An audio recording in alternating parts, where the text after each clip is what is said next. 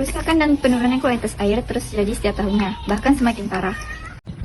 Peristiwa itu telah terjadi bahkan ratusan tahun lamanya. Oleh karena itu, perlu pemahaman dan tindakan untuk mengatasi pencemaran air tersebut. Pencemaran air adalah masuknya makhluk hidup, zat, energi ke dalam air oleh kegiatan manusia. Dia membuat penurunan kualitas air mencapai tingkat tertentu, sehingga air tidak berfungsi sesuai dengan peruntukannya. Pencemaran air dapat terjadi di berbagai tempat, seperti sungai, danau, selokan, laut, dan air tanah. Sumber pencemaran air dapat dikategorikan menjadi dua jenis, yaitu sumber langsung. Sumber langsung adalah sumber pencemaran yang langsung melepaskan limbah dan produk sampingan, berbahaya ke sumber air tanpa pengelolaan. Contohnya, efluen yang keluar dari industri, TPA sampah, rumah tangga, dan sebagainya. Sumber tidak langsung berasal dari berbagai polutan dan juga bahan pencemar lainnya yang dapat masuk ke media seperti air tanah, ataupun atmosfer. Contohnya hujan, asam, pupuk, dan pestisida. Ciri-ciri air yang tercemar: adanya bahan pelarut endapan, memiliki rasa, berwarna, berbau, suhu air yang berubah, derajat keasaman yang tidak netral, radioaktivitas air yang berubah, mikroorganisme yang berlebihan. Yang pertama, kualitas air tanah menjadi buruk. Yang kedua, biota dan makhluk hidup menjadi mati. Hal ini karena kualitas air yang buruk dan senyawa berbahaya. Yang ketiga, jika sebagian besar air tercemar, maka akan terjadi krisis air bersih bagi makhluk hidup dan manusia.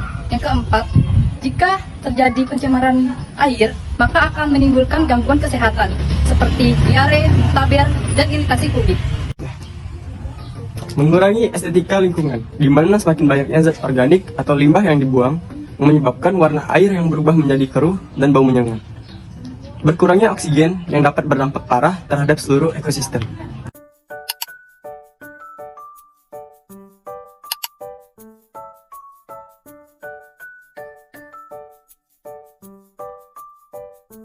Ada 3 cara menanggulangi pencemaran air yang dilansir oleh Kementerian Pendidikan dan Kebudayaan. Yang pertama adalah membuat kolam stabilisasi. Kolam stabilisasi bermanfaat untuk mengolah air limbah secara alamiah sehingga zat-zat pencemar dapat dinetralkan sebelum dialirkan ke sungai. Kolam stabilisasi yang umum digunakan adalah kolam anaerobik, kolam fakultatif, dan kolam naturas.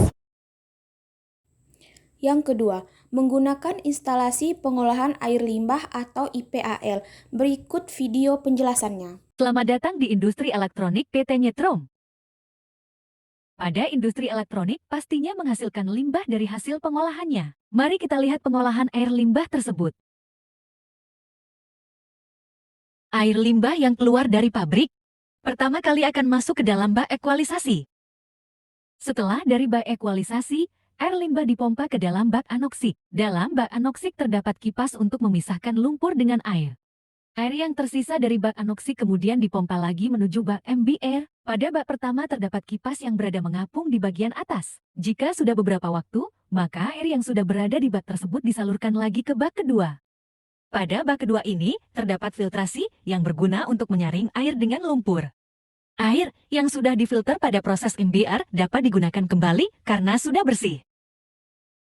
Sedangkan lumpur yang sudah dipisahkan dari proses anoksik dan embir dipompa ke dalam bak penampung lumpur.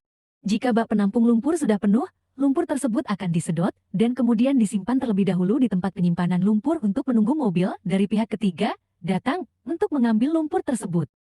Begitulah proses pengolahan limbah cair yang berada di industri elektronik.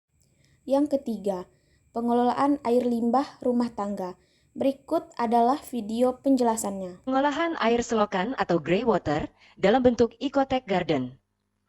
Grey water adalah limbah rumah tangga non-kakus, yaitu buangan yang berasal dari kamar mandi, dapur atau sisa makanan, dan tempat cuci.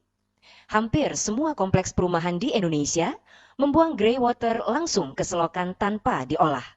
Ecotech Garden adalah salah satu teknologi alternatif pengolahan air selokan atau grey water atau effluent tangki septic.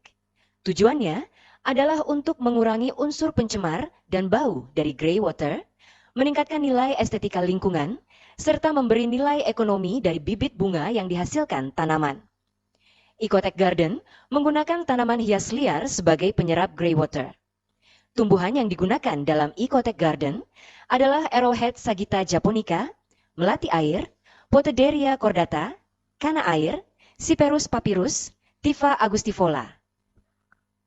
Nitrogen dan fosfor diserap tanaman untuk pertumbuhan.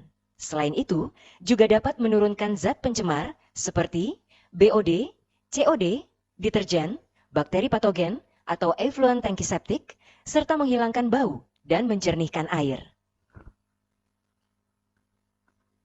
Ecotech Garden dapat diterapkan secara individual pada setiap rumah atau apabila lahan dapat dibuat kolektif yang merupakan taman pada kompleks perumahan.